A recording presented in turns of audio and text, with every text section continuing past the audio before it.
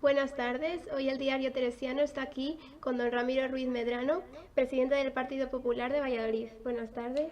Hola, buenas tardes y muchas gracias pues por esta visita que me hacéis. Ya no como presidente del Partido Popular, porque en estos momentos, desde hace un año dejé esas responsabilidades, sino como lo que queráis, como persona, como ciudadano o como responsable político en general. Ujú. Bueno, para comenzar, ¿cuándo se planteó dedicarse a la política? Uy, esa es una historia un poco vieja porque yo ya soy muy mayor, ¿eh? Mira, yo la primera vez que me presenté a unas elecciones fue en el año 1979, las primeras elecciones democráticas a los ayuntamientos. Es decir, prácticamente en los albores de la democracia de nuestro país, que pues en mi pueblo yo estaba en los movimientos juveniles, deportivos, sociales, y un grupo de jóvenes, pues ante la convocatoria electoral, la primera en los ayuntamientos después de muchísimos años, pues decidimos formar una candidatura de jóvenes. Se llamaba AGI, Asociación Juvenil Independiente, ¿sabes? Y éramos todos jóvenes y bueno, pues se decidió que encabezara yo esa candidatura.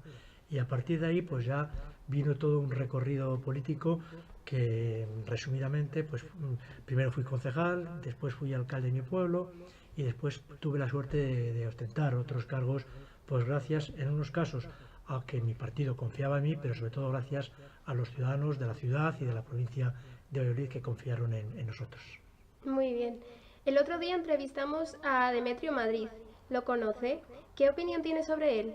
Yo conozco a Demetrio Madrid y además, independientemente que estemos militando en partidos políticos distintos, que eso es circunstancial, cuando lo importante no son los partidos, sino son los proyectos. Y yo creo que el proyecto de Demetrio Madrid coincide también con el proyecto de Ramiro Ruiz Medrano a la hora de tener una sociedad, en este caso castellano y leonesa, lo mejor posible para todos los que aquí vivimos, ¿no? Conozco a Demetrio Madrid, fue presidente de esta comunidad, tuvo que dimitir por un caso que después vio que no era realidad lo que a él se le achacaba y la verdad es que es una persona con la que mantengo muy buena relación. Ujú. Demetrio nos dijo que estar en política debería ser algo temporal, que hay que tener un oficio para poder volver a él después de un tiempo. ¿Comparte esta idea? Yo comparto esta idea, aunque soy un poco excepcional porque llevo muchísimos años en la política, ¿eh? Empecé muy joven, como os he dicho, del año 1979, yo tenía en ese momento pues 20 años, una cosa así, no más, ¿no? Pero es verdad que en los primeros años yo no vivía la política, yo compaginaba varias cosas. Era alcalde en el año 1983, era profesor, porque daba clases en un colegio que ya no existe, que era la Pequeña Obra, lo que hoy es la Universidad Miguel de Cervantes, en la cual estuve ejerciendo durante los últimos 6 años de vida de ese colegio, y a la vez estaba estudiando, porque acabé la carrera de magisterio, pero también empecé la carrera de filosofía y letras en la rama de filología hispánica.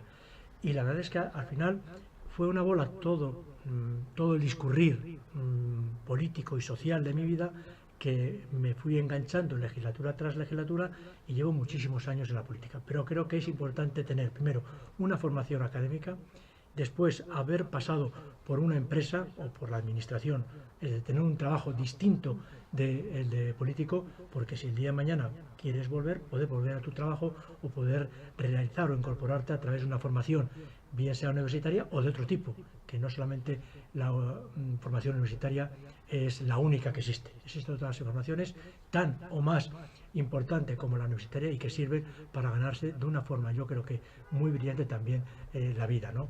Yo creo que hay una muy buena formación profesional en España que hay que aprovechar y que luego también creo que hay que invitar a los jóvenes que aprovechen también esa posibilidad de formarse para poder también tener una forma de vida laboral el día de mañana. De acuerdo. ¿Cómo ve a su partido a día de hoy? Uy, esa es una pregunta casi de... Le veo pues que estamos pasando momentos delicados y complicados, ¿no?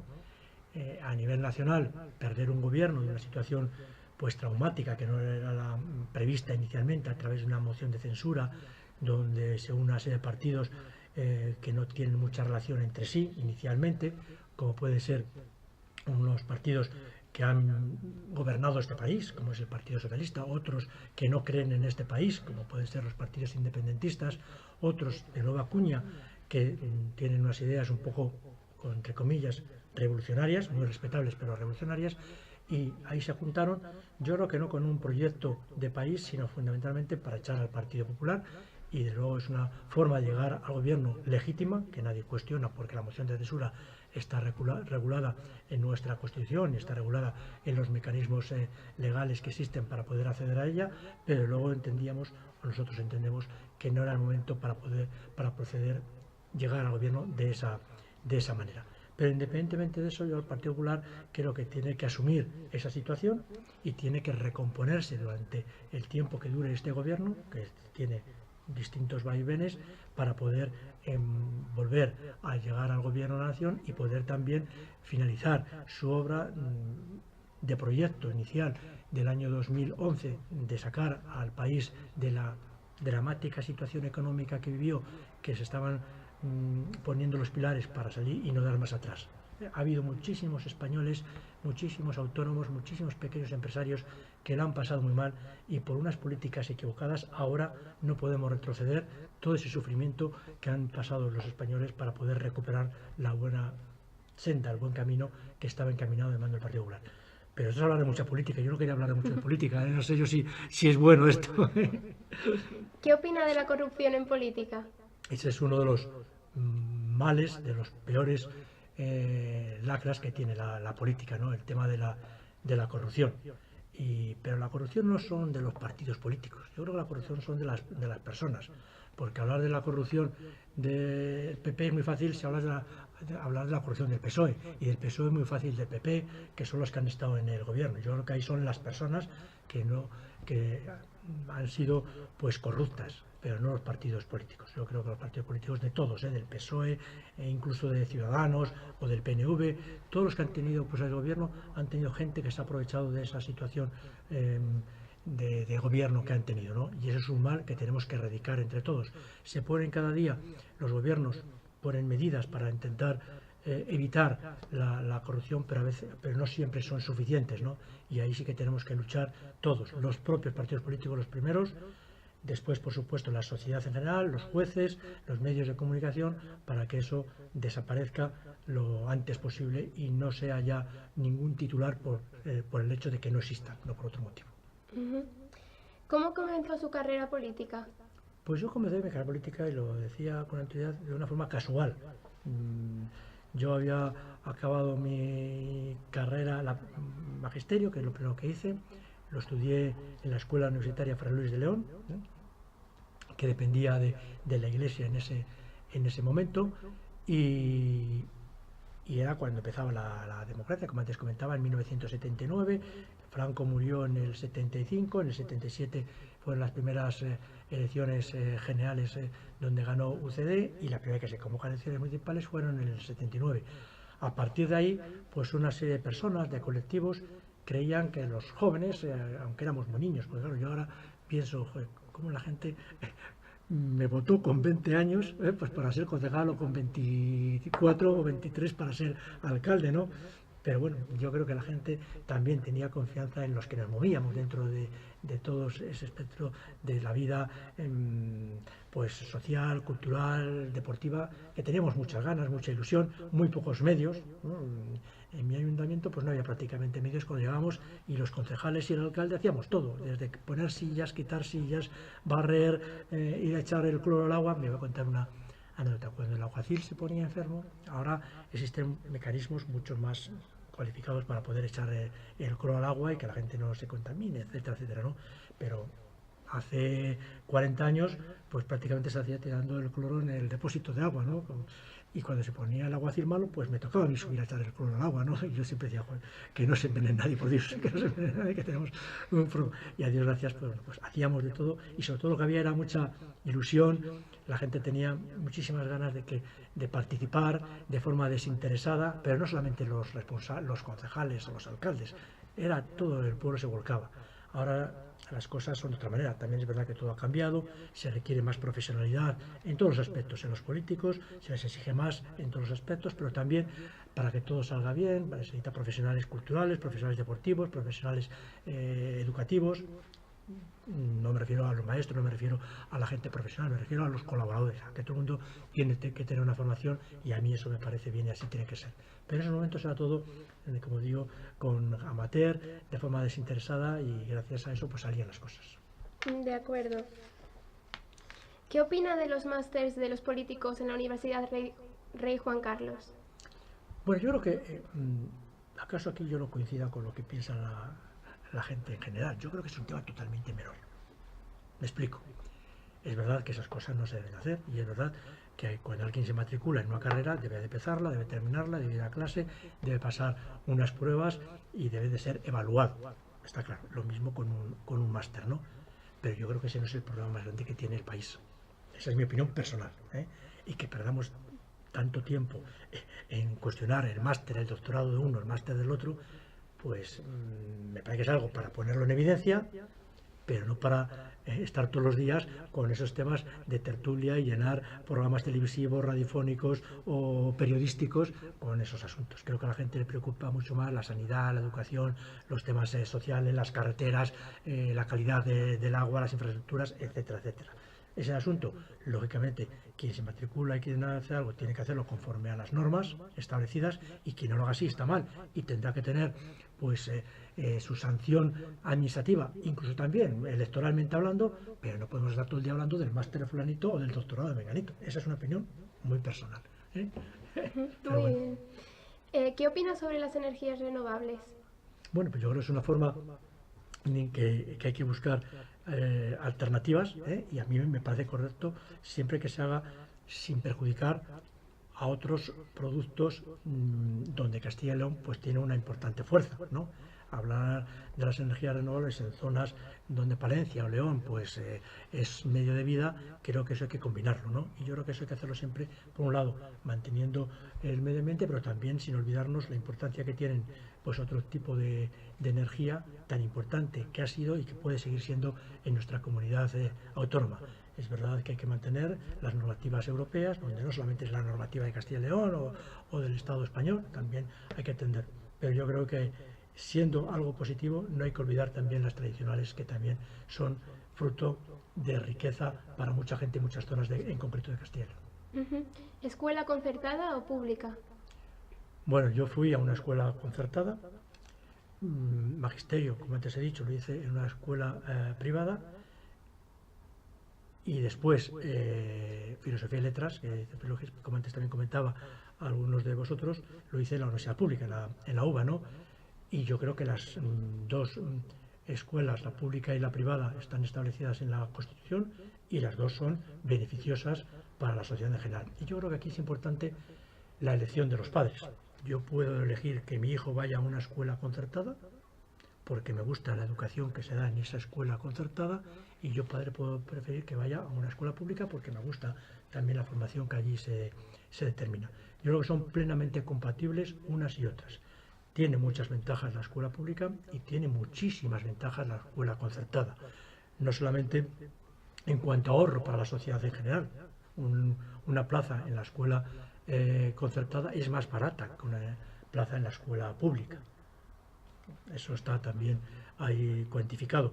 Por lo tanto, creo que es compatible una forma de formación con la otra. Y no hay que dejar que los padres elijan cuál es la educación que quieren para sus hijos. Yo, repito, fui profesor de una escuela concertada, y muchos de mis amigos están en la concertada. Por lo tanto, a mí la concertada me ha dado mucho. Muy bien. Como expresidente de la Diputación, ¿cómo valora su paso por el cargo? Bueno, fueron 17 años para mí muy, muy intensos, 17 años donde yo aprendí mucho, donde la gente de los pueblos me enseñó muchísimas cosas, donde tuve la posibilidad de estar pues desde un presidente de gobierno, Su Majestad el Rey, presidentes de gobierno de otros países, donde premios Nobel de todo tipo y premios Cervantes de las letras de nuestro país, pero también tuve la posibilidad de poder escuchar y aprender de la gente de nuestros pueblos, de esa sabiduría popular que es tan importante y tan rica, y a mí la verdad es que me enriqueció personalmente y humanamente pues todo mi paso por la Diputación Provincial. Tengo un grato recuerdo de alcaldes, alcaldesas, concejales, diputados, autoridades, de los trabajadores de la propia Diputación Provincial, que hay magníficos trabajadores en todas las administraciones. Mira, en mi recorrido político tengo la suerte de estar en la administración local, ayuntamientos y diputación, en el gobierno central, en mi etapa de delegado del gobierno, en Madrid, ahora aquí en las Cortes de Castilla y León, y creo que España puede presumir de tener unos magníficos funcionarios, unos magníficos servidores públicos, unos magníficos dirigentes del mundo asociativo, tanto sindical, educativo, cultural, social como deportivo, y España es un gran país, y Castilla y León y Valladolid pues igual o más todavía. Muy bien. ¿Dónde estuvo más cómodo, en el Senado o en el Congreso de los Diputados? Bueno, yo no había hecho referencia a eso, pero sí, yo fui también. Veo que habéis estudiado perfectamente toda mi biografía. También espero que las cosas malas no las saques. Pues, vale, yo, como lo he dicho públicamente, lo digo también aquí, no me sentía a gusto en ninguno de los sitios, ni en el Congreso ni en el Senado. En el Congreso llegué, siendo diputado nacional, casi casualmente, porque no estaba previsto que fuera diputado nacional, y me llegó muy joven, ¿no? Yo era presidente de la Diputación y no, en ese momento no era presidente de Diputación, perdona, era diputado provincial, y me descolocó un poco esa situación, ¿no? Bueno, a mí me costaba mucho ir a Madrid, aquello era un mundo que no estaba hecho para mí, ¿sabes? Después fui senador, que ya estaba más asentado ahí, pero ahí ya lo tuve que compaginar con la presidencia de la Diputación, y yo quise dejar el Senado, ¿sabes? En ese momento, pero me dijeron que no, que tenía que seguir hasta que acabara la legislatura, y como me estaba volcando la presidencia de la Diputación, pues tampoco me sentí cómodo, ¿no?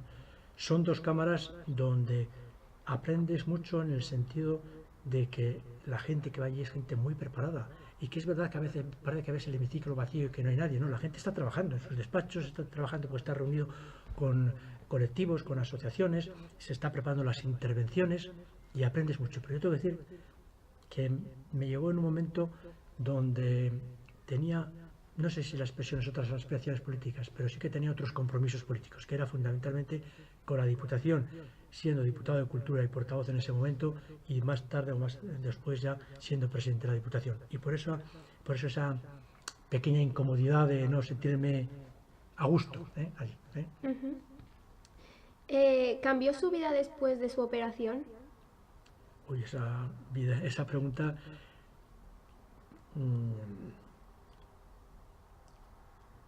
sí, la verdad es que, mira, yo que soy una persona muy sensible, y bueno, doy muchas vueltas a las cosas. Ese 21 de febrero, pues sí que fue para mí un poco, pues la verdad es que todo el mundo dice, bueno, tuviste mucha suerte, ¿sabes? Porque, bueno, ocurrió lo que ocurrió, y yo rápidamente me repuse, pero a veces le das vueltas a las cosas, sí, cambio. Y espero que para bien, es para poner en valor lo importante de la vida. Y lo importante de la vida es siempre la familia y la gente que está cerca de ti. Voy a hacerte otra confesión. Yo, como hemos hablado al principio de la entrevista, me dediqué de muy joven a estas cuestiones públicas, y acaso pues no he podido atender suficientemente a mi familia. Para eso tenía detrás de mí siempre a una mujer que lo hacía todo, ¿no? Que trabajaba en casa, que trabajaba fuera de casa, y que atendía a los chavales, a los niños, ¿no? Y yo pues acaso no fui lo suficientemente generoso para poder haber atendido también a mis hijos en esos momentos. Estoy intentando recuperar ese tiempo. ¿Tuvo miedo a la muerte? En ese momento no, porque la verdad es que no me enteré.